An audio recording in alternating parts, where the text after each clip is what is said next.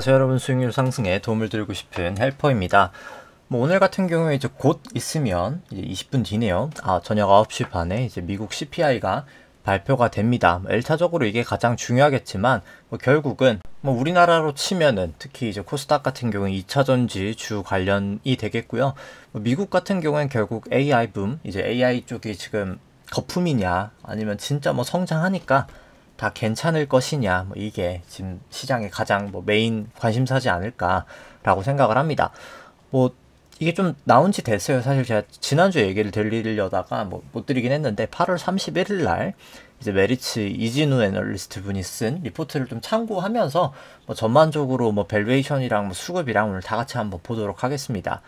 일단 보시면은 가장 이제 그런 분들이 특히 2차 전지나 AI 쪽에서 더 간다라고 얘기하시는 분들이 많이 얘기하는 분들은 실적이 좋아질 것이다 입니다. 지금 약간 좀 고평가될 수 있겠지만 어차피 실적이 좋아지니까 어차피 괜찮다, 업황이 좋아, 이제 이렇게 말하시는 경우가 대부분인데요.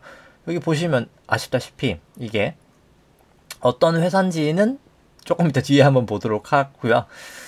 이제 닷컴 버블 때 회사입니다. 그냥 바로 보죠. 사실 이 회사가 그냥 시스코입니다. 시스코. 그 당시 이제 시총 1위 시스코였고요. IT. 이제 인터넷 회사였어요. 이제 그때는 IT 붐이니까 인터넷이 엄청나게 잘 될 거야 라고 하면서 주가가 여기까지 올라갔었습니다. 근데 급락을 하죠. 거의 반토막도 아니고 반의 반토막까지 급락을 한 이후에 지금 이제 거의 과거 고점 수준까지 와 있습니다. 근데 그 동안에 20년 동안에 매출은 5배가 증가됐어요. 이익하고. 그러니까 회사는 엄청나게 성장을 했다는 겁니다. 당연히 인터넷 엄청나게 발전을 많이 했잖아요. 2000년부터 지금까지. 여기도 그렇잖아요. 2000년 한 해 빼고 적자를 본 적도 없고 매우 펀더멘탈이 좋아졌다. 근데 주가는 그때랑 똑같다. 그래서 이제 여기서 나오는 거는 여러 가지 재고 급증 얘기도 있고 나오고 합니다만 결국 그때랑 비슷한 거에 같아요. 제가 봤을 때 지금 엔디비아도 비슷한 거죠. 지금 대장이 엔디비아긴 하니까요. 여기 지금 나오나 모르겠는데 재고일 수도 있고요. 여기에 지금 나오나 모르겠는데 안 나오긴 하네요. 어디 문구에 있긴 한데 TSR이라고 해서 이제 매출액 대비해서 주가가 25배 수준까지 시스코 같은 경우 고점이거든요. 여기 나오네요. 여기 잠시만요. 지나갔나 보네요. 25배까지였는데 지금 엔디비아가 약 한 20배 정도를 기록하고 있습니다. 언제 무너져도 이상하지 않다는 거죠. 그리고 엔디비아 같은 경우에 시총이 퍼가 한 100 정도 되거든요. 지금 퍼가 100 정도 되고 엔디비아가 그냥 엔디비아를 한번 차트를 보면서 볼까요? 그냥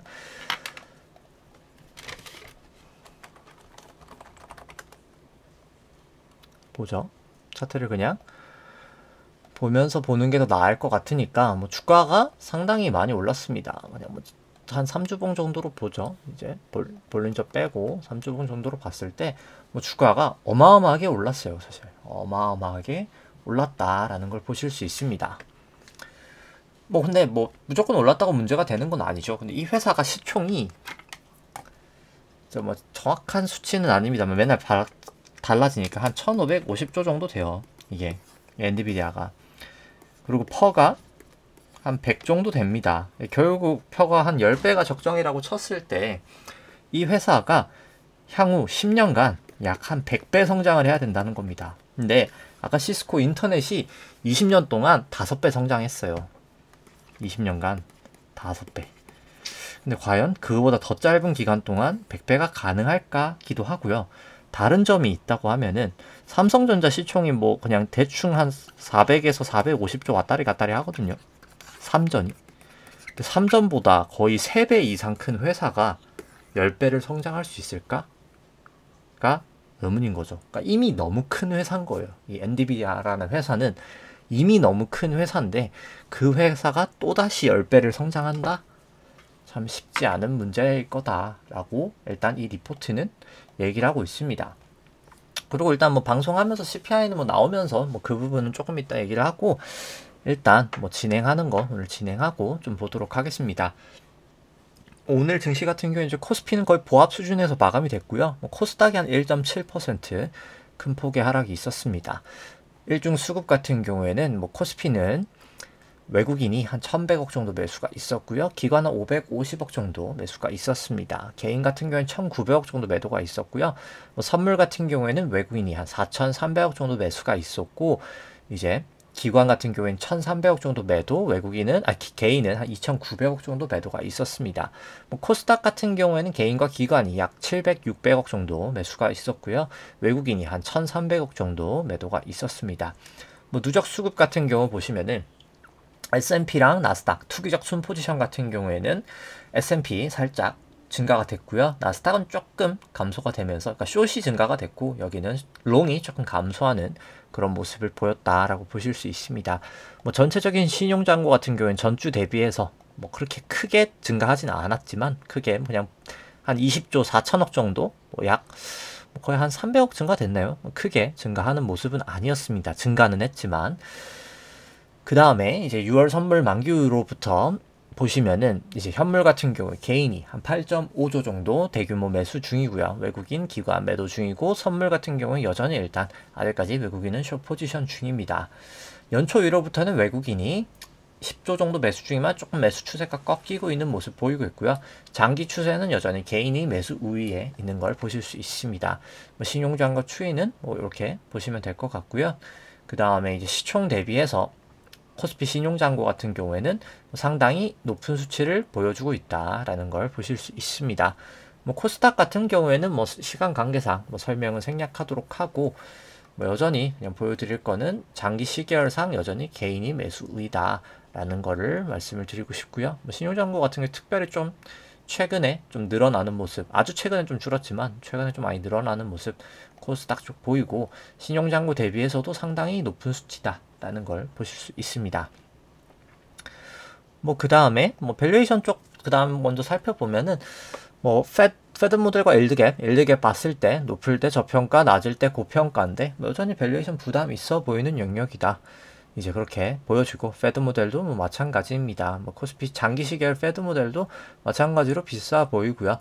뭐 코스피 일드갭도 여전히 마찬가지로 뭐 싸 보이진 않습니다. 코스닥은 뭐 마찬가지로 더 비싸 보이고요.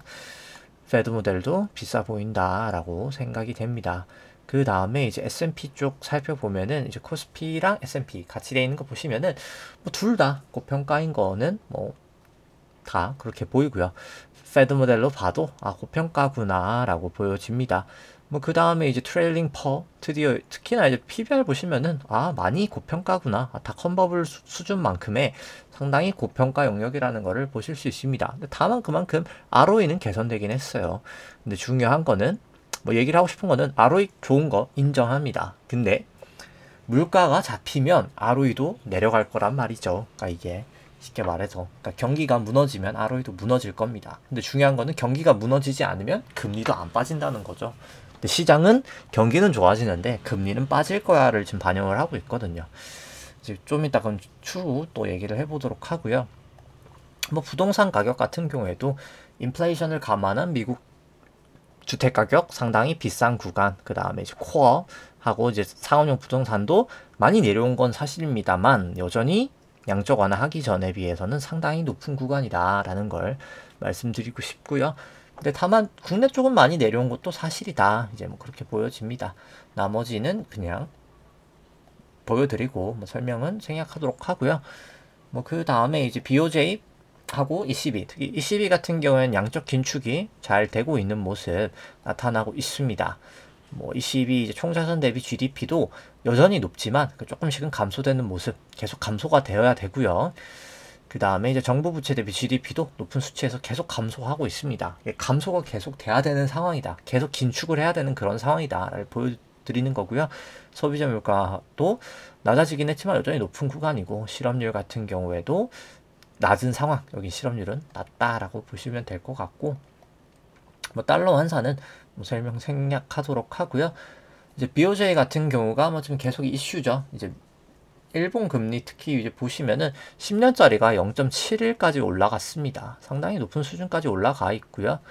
그래서 지금 시장 자체에 지금 계속 좀 압박을 주고 있다. 이제 결국 글로벌 증시 쪽에 M1 본원 통화에 가까운 M1을 계속 증가시켜 줬던 게 이제 일본이었는데, 이제 그 증가시켜줄 나라가 이제는 더 이상 사라지고 있다라는 걸 좀 생각해 주시면 될 것 같고, 이것도 참고 삼아 특히 소비자 물가가 좀 쉽게 내려오지 않는 그런 모습을 보이고 있다라고 보여집니다. 이게 데이터상으로 나타나고 있고요. 그 다음에 이제 보시면은 오토바이가 아주 시끄럽게 지나가네요. 이제 그래서 그 다음에 이제 부동산 쪽 설명을 드렸었고, 수급도 또 설명을 드렸고, 뭐 실질금리랑 이제 브레이크이븐 인플레이션 BEI 보시면은 특히 단기 구간에 좀 최근에 많이 튀었다. 유가가 이제 반등하다 보니까 단기 BEI가 좀 튀는 모습, 2년짜리가 특히나 보이고요. 나머지 실질금리 여전히 높은 수준에서 좀 유지가 되고 있는 모습을 보실 수 있습니다. 그 다음에 뭐 기술적 지표 보기에 앞서서 먼저 일단 지수 밸류에이션 보도록 하죠. 그리고 잠시만요. 일단 먼저 지수 밸류에이션이 아니라 이제 그 매크로 쪽 보도록 하죠. 일단 뭐 매번 뭐 말씀드리는 거긴 합니다만, 보시면은 일단 뭐 지금 문제가 되고 있고, 사실 증시를 또 끌어올렸던 부분이 있는 것도 뭐 사실 물가가 오른 부분이기도 합니다. 그러니까 처음에는 물가가 올라서, 금리가 올라서 이게 증시가 한번 빠졌었잖아요. 이제 증시가 한번 이렇게 쭉 빠졌다가 다시 올라갔던 게 뭐 물가의 요인도 있는데요. 뭐 그냥 오늘도 뭐 간단하게 뭐 처음부터 그냥 좀 살펴보면은, 뭐 매번 말씀드리지만 이게 소매 판매가 수요고요. 산업 생산이 공급이어서 수요가 공급보다 지금 상당히 강해진 영역이기 때문에 일단 물가가 쉽게 잡히지 않고 결국 좀 인플레이션이 발생하고 있고, 결국 기업 이익도 나쁘지 않은 거긴 합니다. 수요가 더 많으니까 사실 뭐 나쁠 이유가 없잖아요. 기업 실적이 뭐 지금 그런 상황이고요. 사실 기업 실적이 뭐 나빠서 무너질 거라고 생각하진 않습니다. 저도 당연히. 근데 이제 문제가 되는 거는 뭐 여러 가지가 있는 거죠. 일단 밸류에이션이 너무 높다. 첫 번째, 아까 얘기를 드렸다시피. 그 다음에 두 번째 얘기 드리고 싶은 거는 이 본원 통화가 너무 작다는 거예요. 지금 본원 통화가. 오늘은 좀 본원 통화 관점에서 좀 얘기를 드리고 싶은데요. 본원 통화가 좀 너무 작다는 겁니다. 근데 본원 통화가 이 미국은 조금 적합하진 않아요. 솔직히 말해서. 그러니까 왜냐면은 이 M1 나누기 M2는 좀 안 맞는 게, 지금 미국은 이 저축성 예금이 이제 M1으로 들어가 버렸거든요. 그래서 이게 잘 안 맞습니다. 미국 같은 기준으로는. 그러니까 그냥 미국은 M1이 증가율이 지금 상당히 낮아져 있잖아요. 보시면은 마이너스 10%까지 역사상 가장 낮은 수치죠. 증감률이. 그래서 그냥 본원 통화가 많이 줄어들었다. 이제 M1이 많이 줄어들었다. 요 느낌만 보시면 될 것 같고요. 오늘은 이제 좀 통화량 관점에서 살펴본다고 치면은, 이제 국내 같은 경우에 보더라도 이 통화 승수 같은 경우가 문제가 생겼을 때 언제죠? IMF 때 2008년도. 지금은 통화 승수는 엄청 높지는 않아요. 근데 우리나라도 또 문제가 되는 거는 이 M1 증감률이 상당히 낮아져 있다는 겁니다. 그러니까 M1 증감률이 그래서 뭐 낮은 게 뭐가 문제냐라고 얘기를 하실 수 있을 텐데요. 뭐냐면은 그냥 간단하게 얘기를 하면은 이게 수시 입출금 예금이라고 생각하고 되고요. 그냥 수시 입출금식 예금이고, 이 M2가 그냥 뭐 정확한 건 아니지만 예를 들어서 얘가 그냥 이제 부동산이나 뭐 주식이나 채권이나 예금으로 흘러간 돈이라고 생각하셔도 뭐 사실 크게 무방합니다. 더 크게는 뭐 LF 이제 광의로 가야 되긴 하는데, 광의가 아니라 M2여도 어차피 똑같거든요. 비율이 크게 움직이지 않아서. 그래서 결국 이게 진짜 찐 유동성이잖아요. 찐 유동성이 얼마나 이제 여기 금융자산으로 지금 흘러갔냐가 문제가 되는 거거든요. 근데 언제 이렇게 흘러갈까요? 일단 금리가 낮을 때는 부동산으로 많이 흘러갈 거예요. 그죠? 주식으로도 많이 흘러가고 채권으로도 많이 흘러갔어요. 그래서 돈이. 그래서 금리 인하기에 많이 흘러갑니다. 그리고 다 투자하잖아요. 그 저금리니까 투자해야죠. 예금은 안 하겠지만 투자하는 겁니다. 그리고 이제 수시 출금 예금도 꽤 많을 거예요. 그러니까 그냥 금리가 낮으니까 뭐 굳이 예금 안 하고 수시 출금에 넣어놓는 사람도 많거든요. 그런 상황에서 금리가 올라가기 시작합니다. 그럼 어디로 늘까요? 금리가 올라간다고 부동산에서 먼저 빼는 사람은 흔치는 않아요. 솔직히 빼야 되는 게 맞는데, 이제 그 전에 사실 채권도 빼야 되는 게 맞는데 뭐 그걸 예측하는 사람은 쉽지 않기 때문에 없거든요. 그래서 얘는 변동이 없고, 이제 요 예금이 많이 늡니다. 수십 출금식 예금보다 예금 금리가 훨씬 더 높잖아요. 수십 출금 거의 0% 수준이잖아요. 그러니까 다 예금으로 돈이 빨려 들어가고, 심지어 특히 우리나라는 지금 부동산 되게 완화적인 정책을 피고 있죠. 뭐 PF나 이런 게 다 워낙 지금 문제되는 자산들이 많으니까 주식으로도 사실 지금 많이 가고 있고요. 개인 자금이. 그래서 이 돈들이 다 일로 빨려 들어갑니다. 그래서 M1이 급격하게 감소하는 거예요. 미국도 아까 보여드렸죠. M1이 감소한 모습을. 그럼 이제 결과론적으로 어떻게 될까요? 제가 항상 이제 얘기를 하는 건데, 모든 위기는 돈이 없어서 터지는 게 아니라 쓸 돈이 없어서 터집니다. 우리나라 IMF 때 돈이 없었을까요? 돈이 없진 않았어요. 그냥 쓸 돈이 없었던 겁니다. 다 뭔가 어떤 자산으로 있었던 거예요. 이게. 그러니까 문제가 나는 거고, 지금이 그런 상황이다 라는 게 나타납니다. 그리고 지금 그래서 이제 나타나는 현상은 조달이 안 되는 거예요. 수시 입출금이 있어서, 쉽게 말해서 지금 정부가 대출을 막 장려하잖아요. 사실 뭐 부동산 뭐 주택 다 규제 풀어주고, 지금 무주택자도 지금 뭐 3주택까지 지금 풀어준다고 지금 뭐 이제 그런 약간 찌라시성들이 나오고 있고, 실제로 일 것 같고요. 사실 풀어줄 것 같은데, 뭐 대출이 나가는 거 오케이. 근데 무슨 돈으로 대출이 나가죠? 결국 수시 입출금이 있어야 되거든요. 수시 입출금이 없다라고 가정하면 어떤 돈으로 가야 되죠? 남의 예금을 뺏어 와야 되는 거예요. 국민은행이 대출하고 싶어요? 그러면 신한은행이나 뭐 우리은행이나 뭐 나머지 은행들에서 다 뺏어 와야 되는 거예요. 뭐 경남은행이나 대구은행이나 뭐 전북은행이나 다 뺏어 와야 되는 겁니다. 그럼 어떻게 될까요? 서로가 금리를 더 높게 주게 될 거예요. 왜냐면 내가 대출해야 되니까. 그래서 실제로 지금 은행채 금리가 상당히 높아지고 있고요. 은행 예금이 계속해서 지금 높아지는 모습을 보이고 있는 거를 아실 수가 있습니다. 은행채가 지금 2년이 거의 4.3%를 돌파를 했고요. 뭐 그냥 예금도 지금 1년짜리가 뭐 특히 이제 인터넷 은행 중심으로 오늘 보니까 4%까지 올려놓은 거를 확인을 했습니다. 상당히 뭐 돈이 없다라는 걸 보실 수가 있고요. 그러니까 쓸 돈이 없으니까 남의 돈을 뺏어와야 되니까 돈 경쟁이 심해지고 있다. 이제 그만큼 역으로 생각하면 증시나 부동산으로 갈 돈들이 점점 사라지고 있다. 그러니까 폭탄 돌리기에서 폭탄을 이제 돌릴 마지막 사람들이 점점 사라지고 있다라고 생각하시면 됩니다. 이제 중국 같은 경우에 조금 이 승수가 상당히 심각해요. 사실 이 승수가 상당히 심각합니다. 아까 우리나라 제일 높을 때 IMF 때 승수가 높아서 날라갔잖아요. 보시면은 IMF 때 제일 높을 때 날라갔죠. 그러니까 우리나라는 그 정도는 아닌 거예요. 그러니까 IMF가 날 정도는 아니에요. 솔직히 말해서. 근데 문제는 이 중국은 그렇다는 거예요. 그러니까 중국은 IMF가 날 정도다. 지금 그렇게 보시면 되고, 뭐 증시가 또 지금 또 좀 빠지고 있는 거 보면은 뭐 물가가 생각보다 지금 높게 나온 게 아닌가라고 일단 생각이 되는데, 이제 그 부분은 뭐 조금 이따 발표되면은 보도록 하고, 발표는 됐을 텐데요. 제가 지금 일단 방송 찍고 있으니까 좀 이따 이제 기사가 나오면 좀 보도록 하고, 아무튼 통화 승수가 높은 게 지금 상당히 부담이 될 것이고 문제가 될 거다. 미국 쪽 M1 증가율 낮아지고, 국내 쪽 낮아지고, 중국 쪽 낮아지고, 상당히 중국 쪽 승수도 높아지고, 뭐 참 문제가 많다. 지금 그렇게 보여주고 있고요. 근데 그런 상황에서 물가가 쉽게 빠져서 돈이 풀릴까에 대해서도 뭐 일단 보죠. CPI 원지수 보시면은, 그러니까 상승률 예상치의 0.1% 10bp 상회를 하면서 3.7 기록했고요.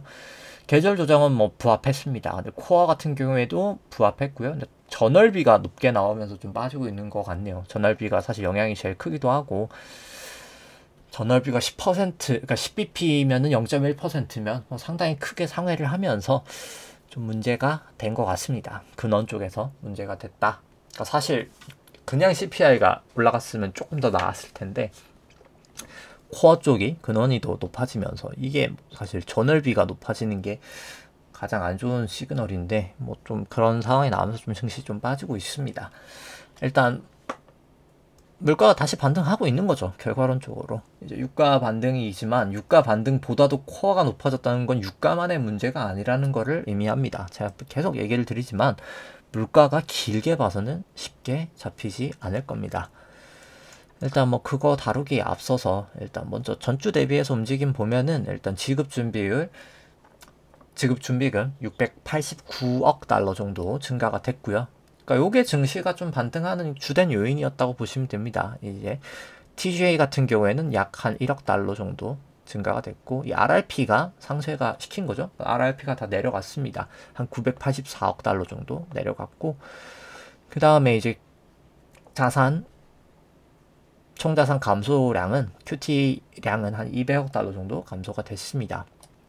뭐 계속 감소는 하고 있는데 일단 속도는 좀 지지부진하죠. 지금 같은 경우에 보시면은 좀 그렇고, 그래서 뭐 매번 얘기를 드립니다만 이게 부채 한도 협상이 통과가 됐잖아요. 그래서 지중금이 지급준비금이 아니라 재무불방 계정 이 TGA가 결국 재정 지출을 위한 돈이 국채 발행에서 쌓이게 될 거고요. 그러니까 지금도 쌓이면서 계속 빠지고 있는 거예요. 사실 투자가 되면서 그게 결국 지준이 증가가 되는 거에 나타날 거고요. 지금 증가됐잖아요. 아까처럼 그러니까 지준이 증가를 하게 될 겁니다. 근데 중요한 건 지준으로 한 방에 그냥 증가가 되는 게 아니라 돈이 한번 승수를 타고 가는 거잖아요. 누군가가 돈을 그거를 받았어요. 그러면 쓸 거 아니에요. 그 돈을 승수를 타고 갑니다. 그렇기 때문에 이게 인플레이션이 발생을 하는 거죠. 그러니까 그냥 뭐 양적 완화는 쉽게 말해서 그냥 승수 효과를 안 일으키거든요.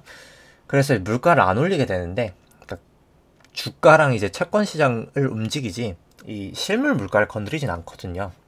뭐 그래서 이제 뭐 투자를 좀 오래 하신 분들은 기억하실지도 모르겠습니다만 2015년, 16년에 한 17년까지 뭐 좀 가장 유명했던 단어가 금융시장에 하나 있다라고 치면 뉴노멀이었습니다.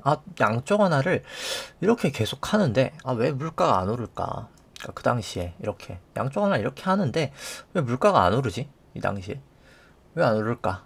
했는데 안 오르죠. 당연히 양적 완화는 그냥 지급준비금에 돈이 쌓여 있는 거고요. 그 돈 때문에 은행에 돈이 많으니까 당연히 금리가 낮아지겠죠. 그 금리가 낮아진 영향으로 채권 금리가 낮아지고 그래 채권 가격 높아지고 주식 가격이 높아지는 그런 현상이 나타났던 겁니다. 근데 재정 정책은 다른 얘기죠. 통화 승수가 아까처럼 발생을 하기 때문에 발생은 어떻게 될까요? 당연히 이제 인플레이션이 발생하는 그런 현상을 보이게 됩니다. 그리고 보시면 예금이 줄고 있죠. 예금이 줄고 있는 게 무슨 이유라고 했었죠? 이 M1이 줄고 있는 거예요. 쉽게 말해서 돈들이 나가고 있는 거예요. 어디론가 지금 금리가 높으니까 가장 많이 나갔던 데가 사실 이 RRP 쪽이라고 보시면 되고요. 이제 연방준비은행이 이제 하루짜리로 돈을 빌려주는 겁니다. 지금 기준금리 5.5니까 5.5% 수준으로 돈을 빌려주는 거예요. 근데 수십 출금식 예금이 미국 기준이 0.4%거든요. 0.4 받으실래요? 5.5 받으실래요? 하면 5.5로 가겠죠. 그래서 그런 돈으로 지금 흘러가고 있다 라고 보시면 될 것 같습니다.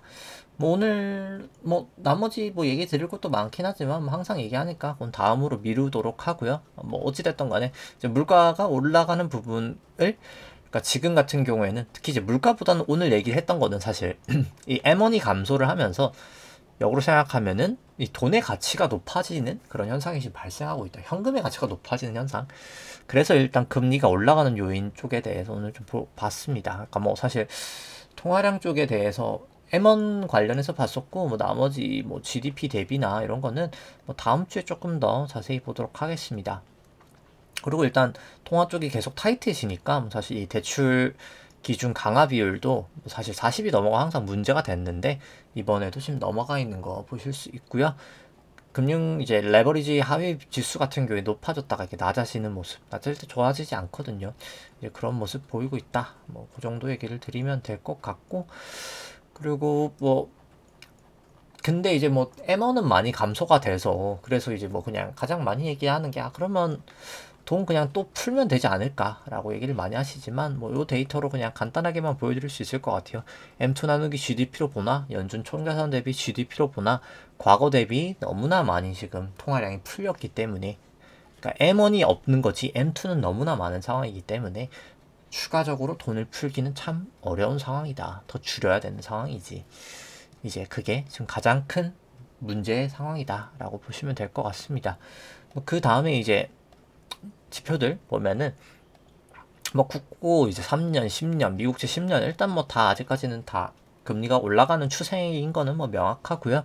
뭐 달러 같은 경우는 올라가고 있습니다. 뭐 금 같은 경우는 조금 애매한데 살짝 내려가는 추세에 더 가까운 것 같고요.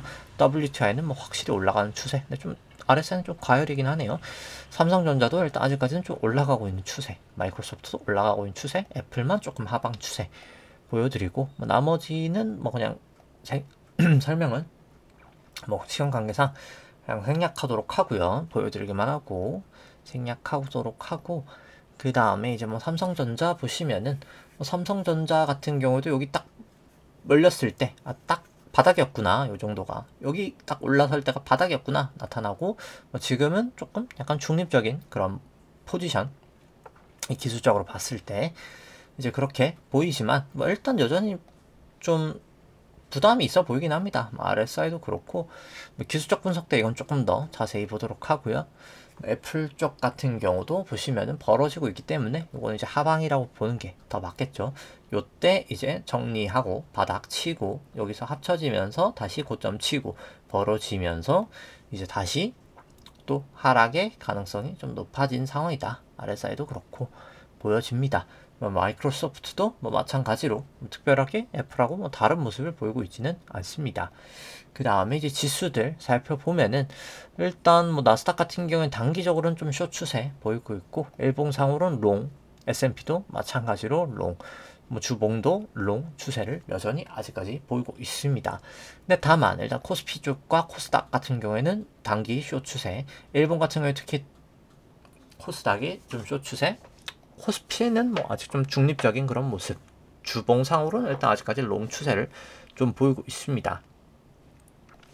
그래서 그냥 단순하게 추세를 점수화 시켜 봤을 때 일단 지금 당장은 이제 나스닥은 일단 롱 추세에 더 가깝고요. S&P도 아직까지는 롱 추세에 더 가깝고, 그 다음에 이제 코스피는 중립적인 수준, 그 다음에 이제 코스닥은 좀 숏 추세에 더 가까운 추세를 보이고 있다. 이제 그렇게 보여지고요.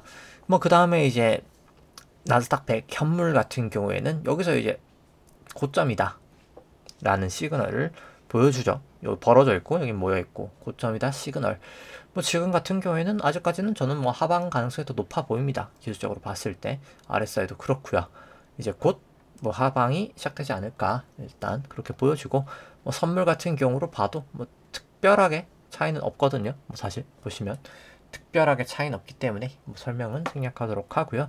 그 다음에 이제 나스닥 같은 경우에도, 나스닥 일본 같은 경우에도 아직까지는 특별하게 숏 추세에서 여전히 변함은 없어 보인다. RSI도 마찬가지고 변함은 없는 모습을 보이고 있습니다. S&P도 설명을 생략하도록 하겠습니다. 특별히 숏 추세에서 변화는 없고요.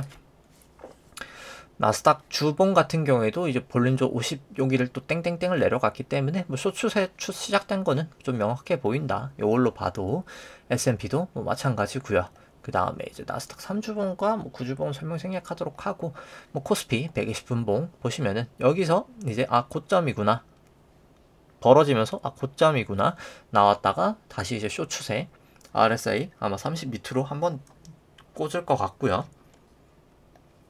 그 다음에 코스닥 120이 조금 애매하긴 해요. 코스닥 120 여기서 살짝 벌어지면서 전 좀 바닥이지 않았을까 싶긴 했는데, 단기 바닥 여기도 한번 고점을 쳤다가 한번 다시 좀 고점을 쳤습니다. 그래서 여기서 다시 내려오면 또 단기 바닥 한번 찍을 것 같긴 한데, 일단 120, 200으로 봤을 땐 아직 좀 남았어요. 그래서 200으로 봤을 땐 좀 남았으니까 결국 길게 봐서는 아직 더 빠지긴 할 것 같다. 근데 이제 RSI나 이런 거를 봤을 때는 한번 단기 반등은 좀 있기는 할 것 같다. 근데 다시 이렇게 내려올 때 그때 이제 확인해 보자. 요것도 좀 내려올 때, 아직은 추세는 하방이긴 한데 주추세는 장기로 쭉쭉 빠지긴 할 텐데 그 안에서 아주 미세 단기 반등 정도 좀 있어 보인다. 그 정도 느낌인 거죠.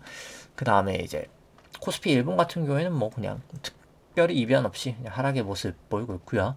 코스닥 150 일본 같은 경우에도 이변 없이 이것도 여전히 하락 추세다. 이거는 그냥 일봉상으로는 여전히 30 밑으로 한 번은 꽂을 것 같다. 이제 지금 여전히 이건 잘 내리꽂고 있지만 이제 그런 모습을 보여줄 것 같고요.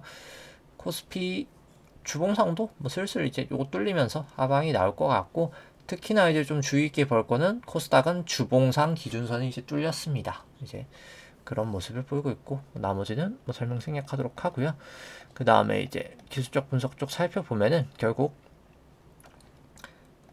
일봉상으로 보면은 그냥 여기 곱하 고점 치고 A, B, C 그 다음에 이제 B 나왔다라는 거 보여지고요. B는 이제 A, B, C 그 다음에 B 1, 2, 3, 4, 5 이렇게 해서 C 나오면서 A, B, C로 큰 이제 B파 나오면서 나왔다고 생각을 하고요. 아마도 지금 모양은 그냥 1, 2, 3, 4, 5라고 보여집니다. 그러니까 1과 4가 사실 특히 이제 국내 쪽은 상당히 잘 겹쳐서 이제 그런 모습일 거라고 보여지고, 도지 모양이 나오긴 했지만 이제 기준선에서 좀 반등이 됐고요.